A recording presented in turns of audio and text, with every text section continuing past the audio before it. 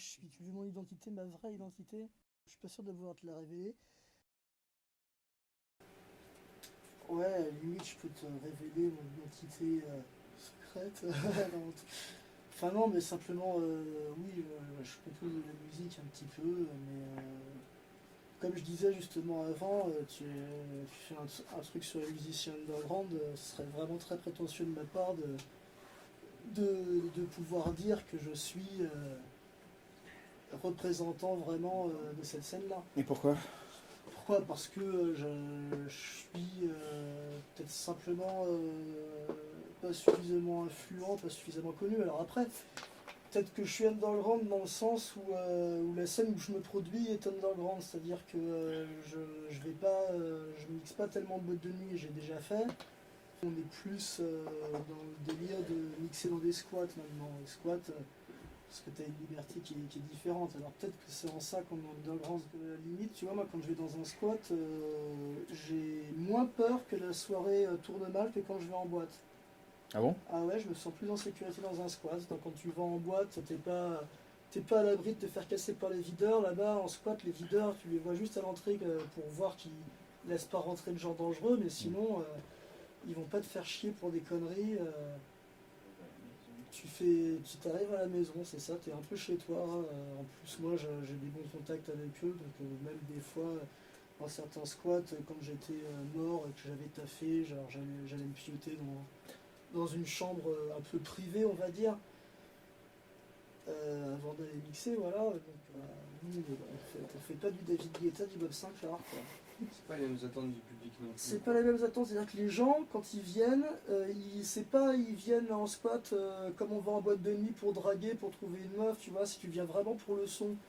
C'est-à-dire que oui, pourquoi pas draguer, mais le son a vraiment une importance primordiale dans ces soirées-là, parce qu'on vient pour des performances artistiques, on vient pour qu'il y ait une ambiance qui soit un petit peu hors du temps, un petit peu magique, parce que tous les murs qui sont repeints, comme je disais, des performeurs, puis tu as des gens que tu croises pas, parce que justement, habituellement, les gens ils se mélangent pas, tu vois, entre les bourges qui vont prendre leur bouteille de champagne en boîte de nuit, ils verront jamais les squatteurs.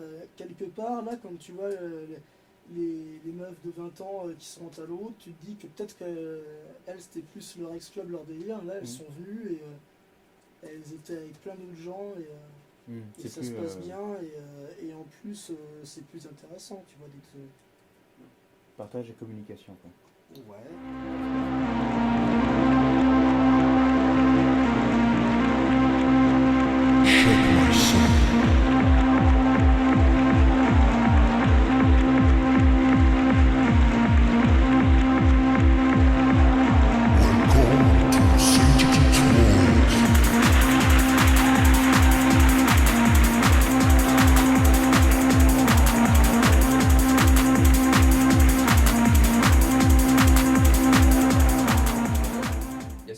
Que on fait pas du son pour gagner une certaine somme d'argent à la suite et être plus ou moins bien intégré dans le monde musical. Ouais, enfin, il faut quand même être payé, hein. Si t'es pas payé, ça veut rien dire. Oui, c'est vrai qu'au départ, on pouvait se nourrir d'amour et d'eau fraîche, alors que maintenant, on commence à voir qu'il y a des loyers à payer, qu'il y a de l'instrument à payer. Tu peux pas dire que ça compte pas. Si on vient de faire mixer dans un squat, ou même dans un bar comme on a fait, et qu'on ne paye pas en retour, c'est que vraiment on considère que t'es pas important, que tu sers à rien, que ce que tu fais c'est de la merde, donc non.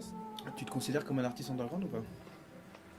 Oui, par rapport à certains artistes, même pas mal d'artistes qui décident de prendre une voie plus Puis de commerciale. toute façon, t'as pas le choix parce que si t'étais pas underground, tu serais connu, hein, c'est la seule différence. Alors voilà, est-ce que être un artiste underground, c'est être un artiste pas connu?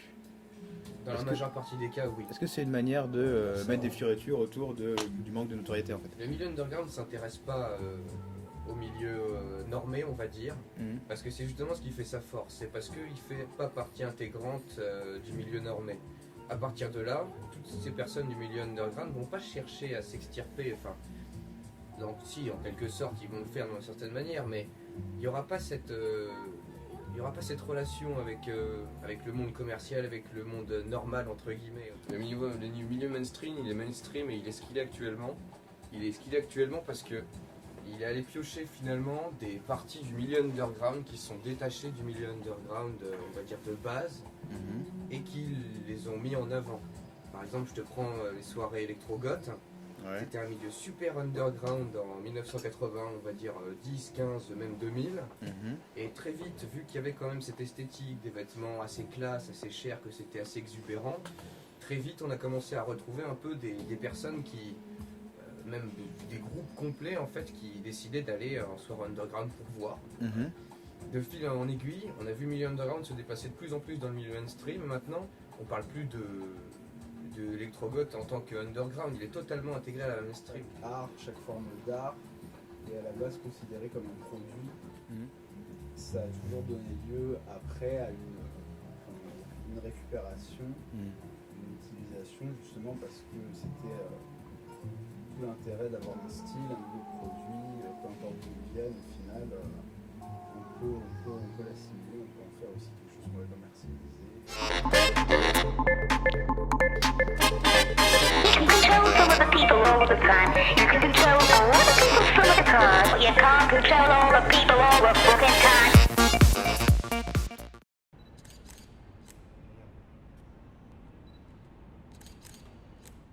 On a fait un tournage avant-hier à Lima avec une modèle à toi. Elia Simoni. Que tu faisais dans le cadre alors d'un projet sur l'androgynie. Donc c'est un recueil où en gros je retrace l'image de l'androgynie dans l'histoire, donc de l'Antiquité à aujourd'hui, la vision qui a été donnée. Et à partir de ça, j'ai pris plusieurs modèles féminins que j'ai rendus androgynes par le port d'habits masculins, essentiel. J'ai une envie d'expression, peut-être de faire passer un message, sans le donner vraiment, parce que j'aime bien que le public puisse interpréter, si je peux dire le public. Du coup, au début, je fais ça pour moi. J'ai pas d'interprétation directe, j'en donne une. Après, je force pas les gens à avoir la même interprétation que la mienne. Parce que je pense qu'il n'y a pas une seule interprétation à avoir sur les images, forcément.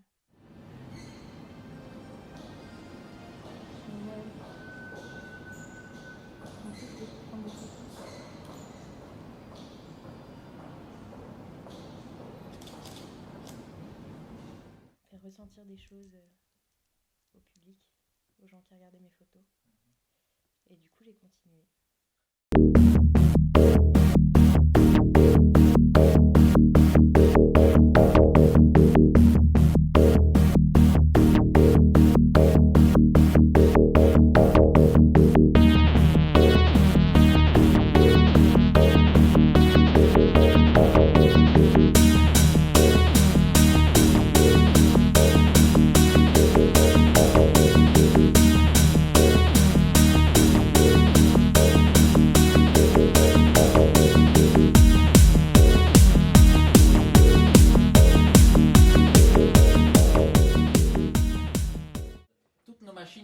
Sans fil, c'est-à-dire que dans le courant des années 90, si tu veux, quand les Anglais ont un peu fait leur grand bordel technique, nous on a pris le pari un petit peu fou à l'origine, je crois qu'on peut le dire, monsieur Clock.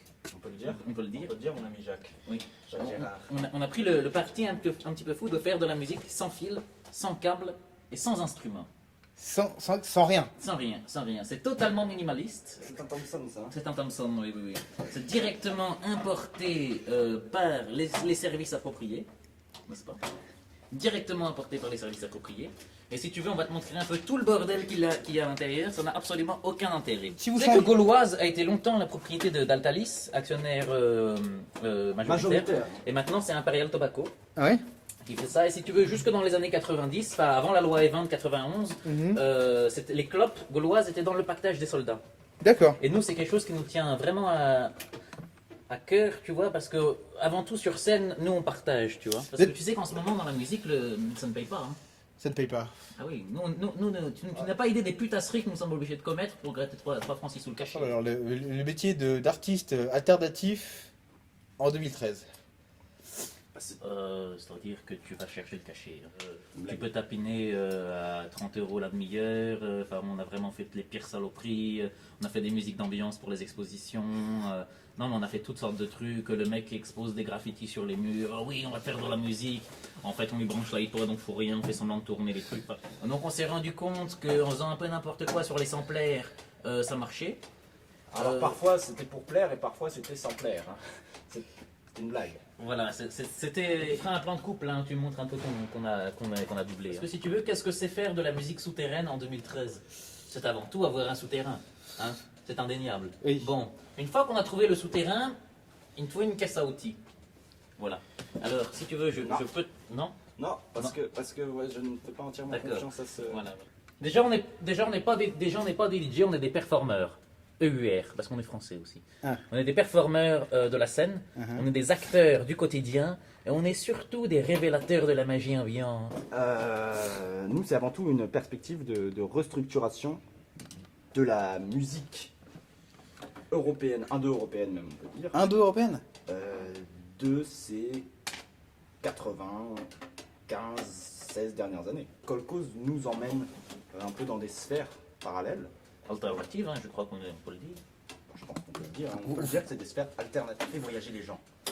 C'est peut-être un bien grand mot, ça dépend si les gens sont prêts. Est-ce que les gens sont prêts, Jacques Gérard? Je crois que c'est une question de moyens financiers aussi, hein, parce que, si tu vois le remix, oui. Les gens te payent pour faire un remix. Oui. Mais après, nous, souvent, on a des trucs en cours. Des trucs en cours? Oui, des musiques en cours. Donc, pour un peu gagner de l'argent facilement, on rajoute 2-3 trucs que le mec nous a envoyé de son remix sur un morceau que nous on fait. Hop, on mélange la sauce, en 2 semaines, même pas 15 jours, on lui fait son remix, mixage dégueulasse, paf sur le truc et c'est réglé ça. Je sais pas si tu as déjà vu ces peintures d'un autre temps. On voit que c'est général avec un visage carré de bâtisseur. C'est généraux même. C'est général avec un visage carré de bâtisseur d'empire comme ça, qui s'appuie sur une plèbe morte, sur les cadavres, sur champ de bataille. Kolkhoz, c'est un peu ça. Ça pourrait être l'allégorie du Kolkhoz, c'est-à-dire qu'on s'appuie sur la misère, sur la désolation, sur la souffrance de notre prochain, pour mieux nous élever. Dans un but de création, quoi. Dans un but noble de création et de restructuration de la musique. C'est avant tout très sexuel. Ah oui? C'est avant tout très sexuel. Non, ça m'intéresse. C'est avant tout très sexuel. Ah oui, non mais pourquoi, je veux dire? C'est avant tout très sexuel. Ah oui. Voilà. Nous sommes vraiment impliqués dans notre travail musical. Ouais. Impliqués dans les droits d'auteur aussi. Hein, oui. la musique au kilomètre. Pour toutes sortes de bandes, des documentaires, des films de l'industrie du film pour adultes. Nous aimons beaucoup pondre des kilomètres de musique pour les élévateurs de personnes. Aussi appelé musique d'ascenseur, ou easy listening, comme on dit un petit peu de l'autre côté du Rhin, ou de l'autre côté de la Manche. De toute façon, nous sommes cernés, hein, je crois qu'on peut le dire. Et pour nous, oui, c'est une vraie histoire de corps. On a terminé notre en Nouvelle-Calédonie, à Norilsk, nord de la Sibérie, une ville minière fondée en 1930 par Staline pour l'extraction de nickel. Donc là, on a terminé notre tournée là-bas, qui a duré quand même 7 ans. Ah oui. Ouais, c'est une ville de 100 000 habitants. Donc on a joué là-bas tous les soirs, c'était super sympa. Et du coup on a récolté beaucoup de nickel. Le 12 à la salle polyvalente de Nijni Novgorod. Retiens, parce que là ça va être c'est du Kolkhoz.